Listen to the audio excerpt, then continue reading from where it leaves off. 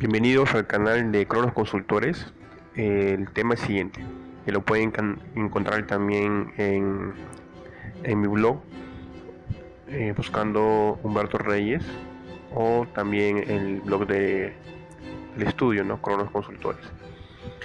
El tema es la responsabilidad del Estado ante la pandemia del COVID-19 en la categoría de derechos humanos.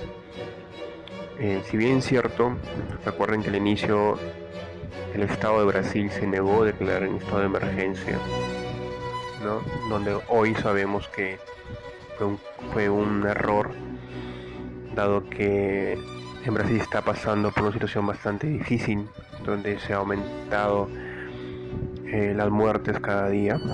Entonces, este artículo lo hice al inicio de cuando la OMS había recomendado al Estado, en este caso brasilero, ¿no?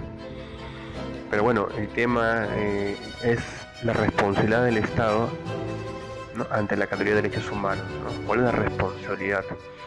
La pregunta es, en ese tiempo, ¿qué responsabilidad hasta ahora tiene el gobierno de Brasil a no declarar estado de emergencia por el caso COVID-19? ¿Por qué el gobierno norteamericano quiere iniciar acciones legales contra el gobierno chino por causar y ser responsable de esta pandemia del COVID-19? Dos preguntas muy interesantes. Y la tercera es un análisis jurídico y político, si el Estado peruano también está haciendo o está aplicando la responsabilidad como Estado, ¿no? Para parar esta pandemia, ¿no? Dentro de la categoría de derechos humanos. ¿Qué significa la categoría de derechos humanos? ¿Por qué es tan importante que un Estado se haga responsable, ¿no? Pues bien, recordemos que la OMS recomendó al gobierno de Brasil que declare el estado de emergencia por la existencia del COVID-19. Pero su presidente, como bien saben, hizo caso omiso, puesto que ya existía casos de coronavirus en los ciudadanos.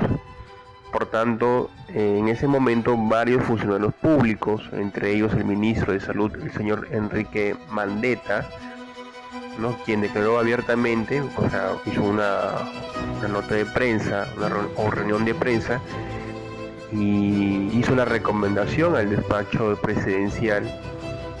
Sin embargo, el presidente Jair Bolsonaro, perdón, prácticamente lo despidió, ¿no? Alegando que solo es una patraña para derrocarlo del poder. Imagínense, en esa época. Ahora el señor dice que él no es el Mesías para un día para otro evitar que el coronavirus o mejor dicho, para evitar que el coronavirus no se extienda más a todos los pobladores, ¿no? Tantos afectados. Prácticamente toda una negligencia por parte del gobierno brasileño, ¿no? Sigamos. En consecuencia, en Latinoamérica es una realidad muy distinta a la de Europa, ¿no? Entonces, la pandemia refleja y también desmantela aquellos gobiernos que durante años, muchos años, nunca velaron por el bien común de sus ciudadanos, ¿no? Reflejando obviamente un alto índice de corrupción, ¿verdad? Como el aprovechamiento de los recursos del Estado para sus intereses personales, afectando la integridad de los ciudadanos, donde hoy Latinoamérica tiene grandes problemas ante la amenaza latente del COVID-19, que nos demuestra una realidad que no ha cambiado desde el año más o menos 86. Aquí en el Perú, desde el año 86, casi el Fujimori, hasta la fecha, y también comparo con otros países, lamentablemente no se ha avanzado en tema de salud, en tema de escuelas, en tema de inversión en tema intelectual. Hay pocos grupos científicos, ¿no? Tanto en el Perú como en otros países. Lo bueno que en Europa sí ha afectado quizás las cadenas de entidades de salud pública, ¿no? Pero para luchar contra el COVID también hay que aportar una forma intelectual, o sea, tanto Alemania como España, Rusia, Nueva Zelanda, también tienen sus grupos científicos, científicos que están investigando día a día cómo solucionar y encontrar una vacuna contra el COVID-19.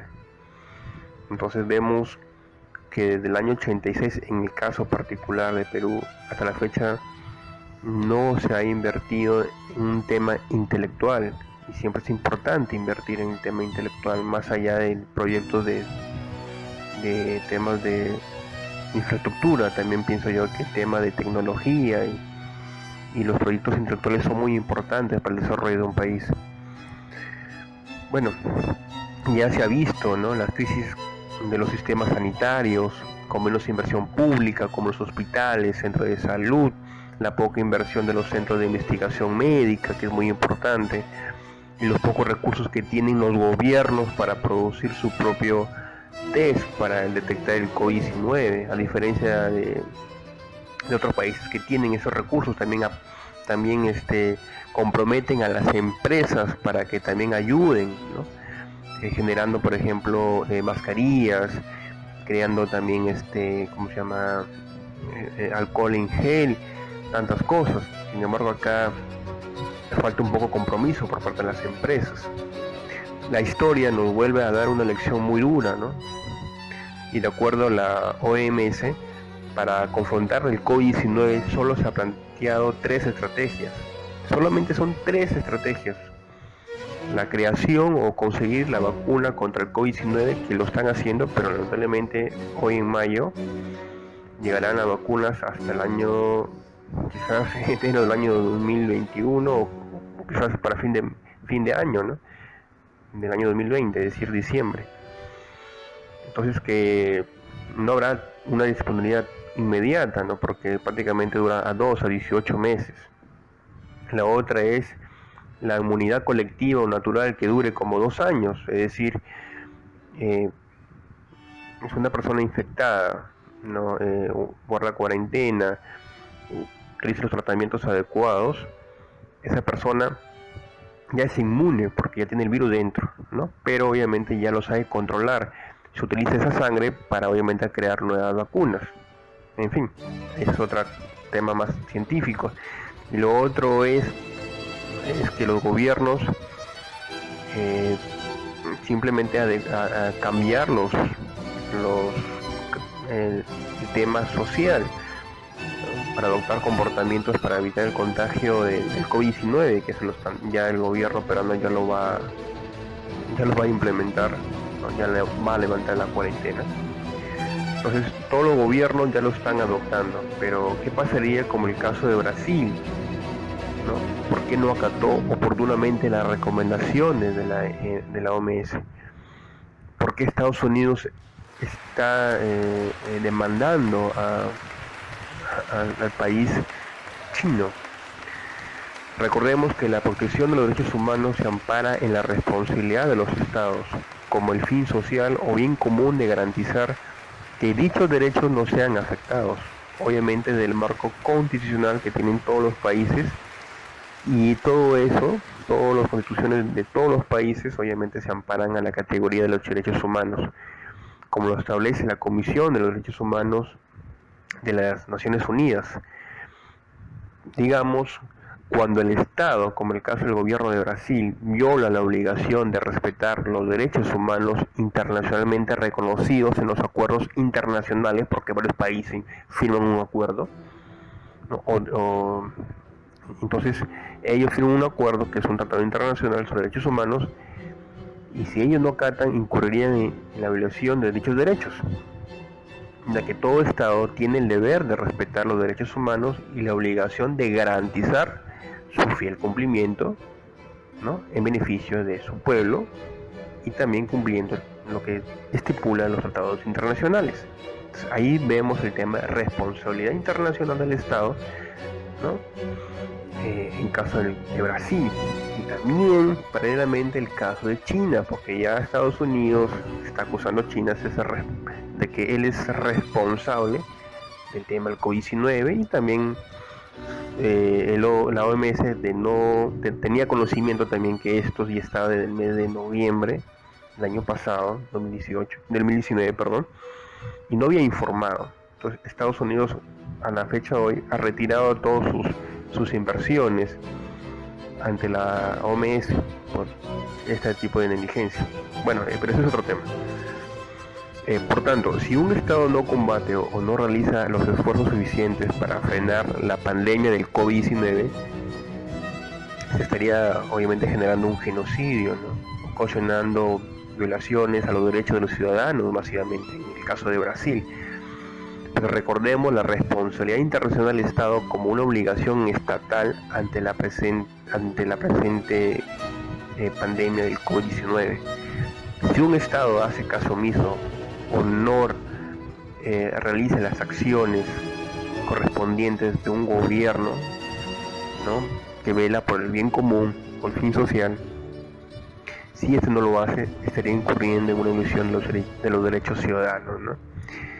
Quiere decir que existe una responsabilidad internacional de los estados en relación de esta COVID-19, ¿no?, esta pandemia.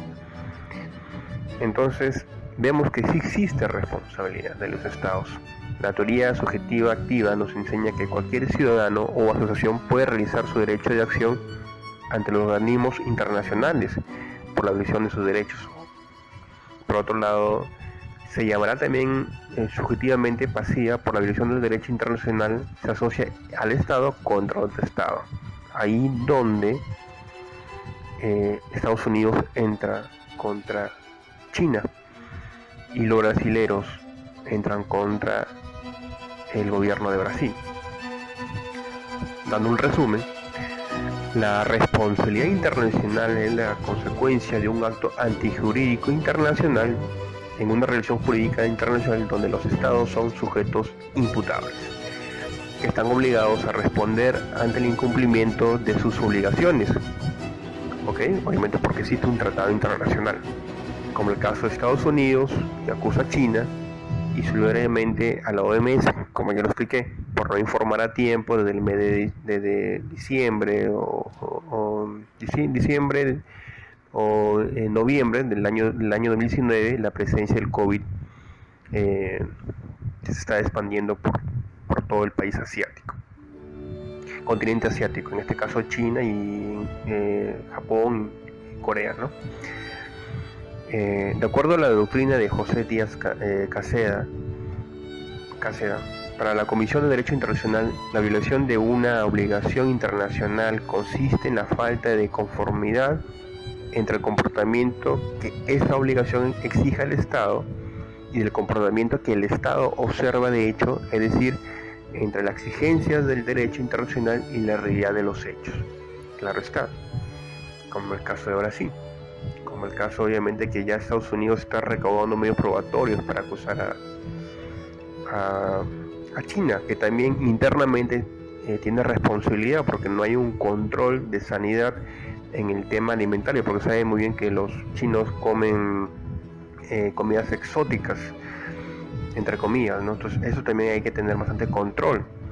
En el caso del COVID-19, si se logra realmente descubrir la existencia de una responsabilidad internacional del Estado ante la violación de una obligación internacional que ampara a la comunidad internacional, que saben quiénes son, ya sea perturbando la seguridad internacional, que ya se ha perturbado, la seguridad internacional ya está hecho, está consumado, y la protección de la especie humana, porque prácticamente se está desapareciendo la mitad de la especie humana. Pero la pregunta es lo siguiente, para terminar con este audio, ¿no? Un país comunista que no respeta los derechos de sus ciudadanos, ¿podrá respetar los derechos internacionales? Esto nos hace despertar que por más poderoso que sea un Estado, ¿no?, siempre va a primar la sed de justicia que buscan los Estados de Derecho ante países que quieren vulnerar obviamente los derechos de los ciudadanos. Bueno, Espero que les haya gustado este tema, ¿no? Suscríbanse y cualquier cosita pueden escribirnos aquí en el canal. Y gracias por seguir y escuchar este audio. Estamos